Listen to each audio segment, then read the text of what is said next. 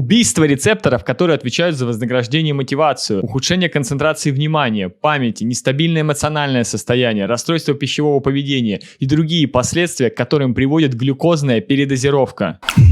Друзья, всем здравствуйте! Меня зовут Владимир. Я являюсь специалистом в области питания и здоровья. Я основал компанию полезных продуктов, благодаря которой я узнал множество производственных технологий, узнал детали и нюансы о том, как те или иные продукты влияют на состояние нашего здоровья на протяжении 10-15 лет.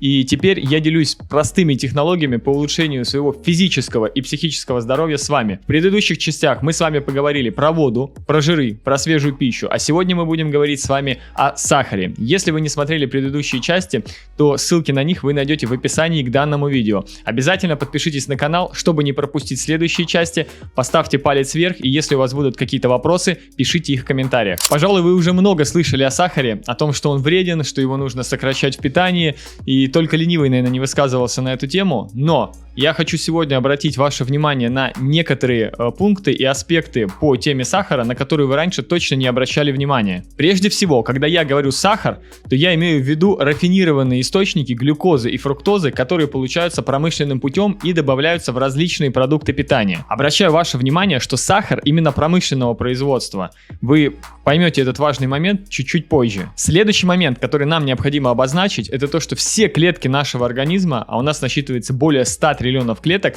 питаются глюкозой и исключительно ей. А фруктозу нам необходимо дополнительно расщепить до глюкозы, и в этом нам помогает печень. И последнее, с чем нам необходимо определиться, что такое рафинирование. Рафинирование – это промышленная технология отделения одного компонента из исходного продукта, то есть отделение какого-то одного вещества из целого множества. То есть, например, мы отделяем с вами глюкозу от клетчатки, белков, жиров, макро-микроэлементов и тысяч других элементов, которые содержатся в свекле, и получаем белый рафинированный сахар. Это чистый, изолированный продукт, лишенный каких-либо сопутствующих веществ и который содержит очень много калорий. Такой продукт можно долго хранить, его легко транспортировать на дальние расстояния, но самое главное, что его можно добавить в любые продукты питания и сделать их вкуснее. С точки зрения промышленных технологий это очень хорошо, так как это снижает затраты. А вот с точки зрения человека, давайте разбираться. До появления промышленных технологий сахар был большой редкостью, и в среднем один человек употреблял не более 1,5 килограммов сахара в год. Если мы взглянем на то, что происходит сейчас, то по данным статистики в 2020 году в Российской Федерации на одного человека приходится более 31 килограмма чистого сахара в год, а это более 2,5 килограммов в месяц.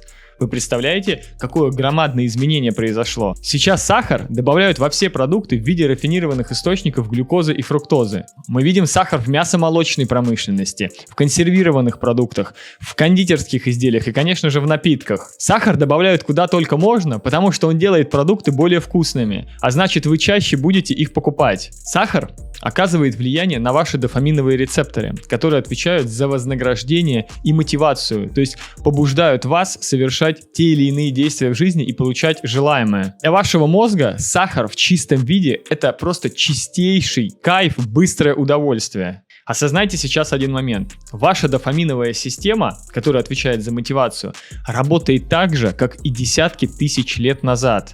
Вы пошли в лес, обнаружили там черничник, начали кушать.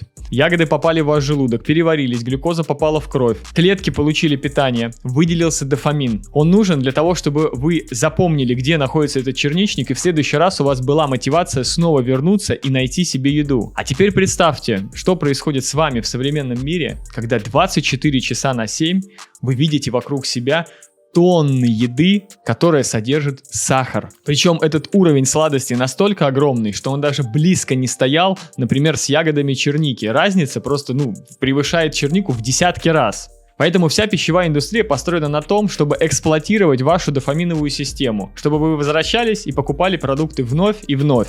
Ну а так как рецепторы дофамина со временем притупляются, то приходится каждый год повышать содержание сахара в продуктах, просто чтобы вы не теряли интерес ходить по магазинам, в кафе, рестораны, есть какую-то сладкую еду. И именно поэтому употребление сахара из года в год растет и будет продолжать расти. Но самая жесть для вашего организма – это сочетание рафинированного сахара и нерафинированных жиров, который дает просто максимальный выброс дофамина. Поэтому большинство промышленных продуктов это и есть как раз сочетание сахара и масла. Друзья, тему жиров я подробно разбирал во втором видео, поэтому ссылку вам оставляю, обязательно ее посмотрите. И вот употребление таких вот углеводно-жировых бомб приводит к нарушению потребления вашими клетками глюкозы. То есть ваши клетки перестают получать энергию из пищи. Смотрите, какой простой механизм. Вы употребляете что-то сладкое. Это у вас переваривается, глюкоза попадает в кровь. Дальше из крови она должна попасть в клетки, и клетки, таким образом, потребляя глюкозу, получают энергию и вырабатывают ее для вашего организма. Но из-за нарушения углеводного обмена, который происходит в результате неправильного питания, этот процесс нарушается, и вся глюкоза остается в крови. Это как раз и называется инсулинорезистентность или сахарный диабет. В итоге вы вроде поели первое, второе, там еще выпили какой-то напиток, но вам все равно хочется сладкое, и вы еще берете себе какой-нибудь десерт. И вот вы съели этот десерт, но через там 2-3 часа вам опять хочется что-нибудь в себя закинуть. И вы там дополнительно берете какую-нибудь шоколадку, печеньку с чаем и так далее. Вы вроде едите с каждым днем все больше и больше, а энергии все меньше и меньше. Потому что глюкозу, которую вы употребляете из этих продуктов, она до ваших клеток просто не доходит. А куда девается неиспользованная глюкоза, которая остается у вас в крови? Ну, во-первых, она является великолепной питательной средой для всех патогенных микроорганизмов, бактерий, вирусов, грибков. А во-вторых, организм просто начинает откладывать ее про запас с помощью резервного механизма. Он утилизирует ее в жир по всем частям вашего тела. Вы только вдумайтесь, в 1980 году уровень глюкозы в крови составлял 5,3 миллимоль на литр. В 1990 году 5,5. В 2000-х 5,8. В 2010-х 6,2. И сейчас в 2020-х этот показатель уже доходил до 6,4. Каждый год значения постоянно сдвигают в большую сторону. То есть каждое десятилетие норма содержания глюкозы в крови сдвигается вместе с повышением употребления количества сахара. Это делается для того, чтобы просто не признавать, что у большинства населения есть сахарный диабет. Я вам сейчас открою глаза, потому что, для многих это может быть шоком. Но если у вас есть любое отложение лишнего веса, там 1-2 килограмма, есть какой-то жир, то это говорит о том, что у вас нарушен углеводный жировой обмен, и по факту это и есть диабет, есть инсулинорезистентность. Ваши клетки постоянно недополучают энергии, а значит и вы не так энергичны, как могли бы быть. И вы так привыкаете вот к этому состоянию низкой энергии, что просто даже уже не знаете, как может быть по-другому. Если с этим немного поработать, то, чем я и занимаюсь со своими учениками в закрытой группе, то можно очень существенно поднять количество свободной энергии в теле, что отразится на всех аспектах вашей жизни. Интересно еще и то, что уровень употребления сахара напрямую коррелирует с уровнем тестостерона у мужчин, который за последние 50 лет упал более чем в 2 раза. А количество сахара употребляемого при этом растет. Кстати, вот забыл сказать, сахар это может быть не обязательно даже то, что сладкое. Мука, белая рафинированная мука, это тот же сахар, потому что он очень быстро превращается в нашем пищеварении в ту же глюкозу. Поэтому любой круассан, сделанный из белой муки, маргарина и сахара, это просто совсем нездоровая еда, особенно с кофейком по утрам. Зато дофамина она выделяет, конечно, огромное количество, именно поэтому от нее так сложно отказаться. А теперь давайте поговорим о самом главном. Дофамин отвечает за вашу мотивацию и стремление в жизни получать желаемое. Он побуждает начинать дела и доводить дела до конца. И вот как вы можете быть мотивированы заниматься спортом, заниматься своим здоровьем, зарабатывать больше денег, строить личную жизнь, если у вас под рукой всегда есть сахарно-жировая бомба, которую вы можете поесть 24 часа на 7 и получить вот чувство гармонии, удовлетворения, что с вами все в порядке и в принципе ничего в своей жизни менять не надо. Эта сахарно-жировая еда выделяет такое большое количество дофамина, что она затмевает все остальные мотивации в вашей жизни. И ведь вы можете ее поесть 24 часа на 7 дней в неделю, то есть вообще в любое время. И вот вы вроде хотите начать заниматься спортом, перестать есть сладкое, заняться своим здоровьем. Но вы пошли, покушали что-то и...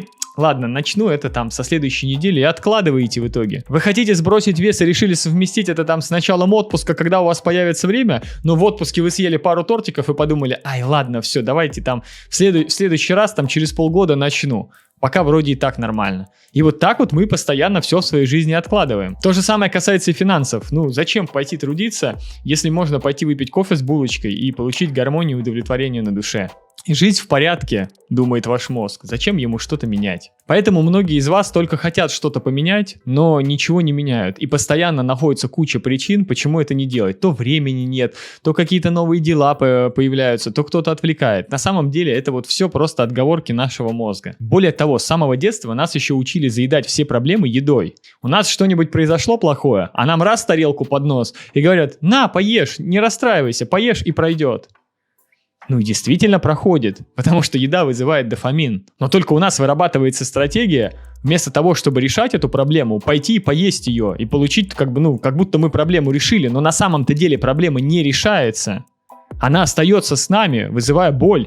Самое интересное, что ведь вы сами приучаете своих детей вот к этой глюкозной наркомании с самого детства, покупая им конфетки, леденцы, мороженое и вот прочую эту сахарную еду. То есть мы сами своими руками платим за то, что потом в будущем ухудшает качество нашей жизни. Вы только задумайтесь об этом, вас же никто не заставляет это покупать. А психика детей вообще не выдерживает такого взрыва. Для нее это то же самое, что сбросить ядерную бомбу. Ребенок приучается получать легкий кайф, не прикладывая к этому никаких усилий. И у него вырабатывается стратегия, которая переносится и на другие аспекты жизни. И это как раз-таки первый шаг на пути к более серьезным зависимостям от никотина, от алкоголя и других более серьезных наркотиков. И вот я от многих слышу: ну не лишать же нам теперь детей счастливого детства.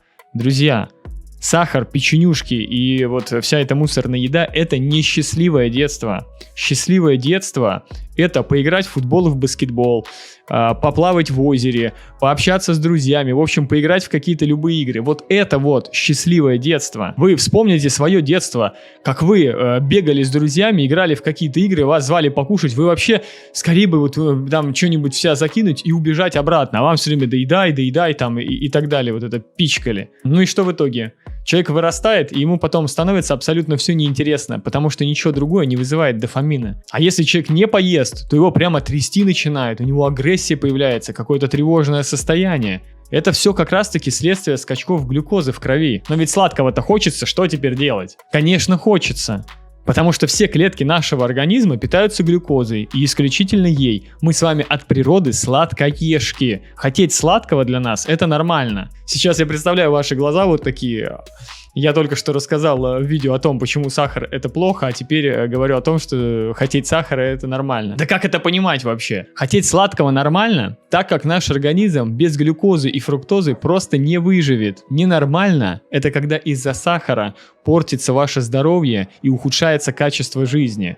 А теперь мы подходим к самому главному. Сахару рознь. Начните снижать количество, а лучше просто откажитесь от рафинированных источников глюкозы и фруктозы в виде белого кристаллического порошка. Ну и, соответственно, продуктов, в которых они содержатся. Коричневый окрашенный сахар, тоже ничем не лучше, он ничем не отличается, поэтому его тоже лучше убрать. Сейчас существует множество различных подсластителей, аналогов, так сказать, но я вам могу сразу сказать, что каждый необходимо разбирать отдельно, и очень-очень маленькое количество действительно, таких здоровых вещей, которые можно употреблять. Но опять же, целесообразность их употребления будет зависеть от того, какой у вас уровень физической активности, сколько калорий вы потребляете в день.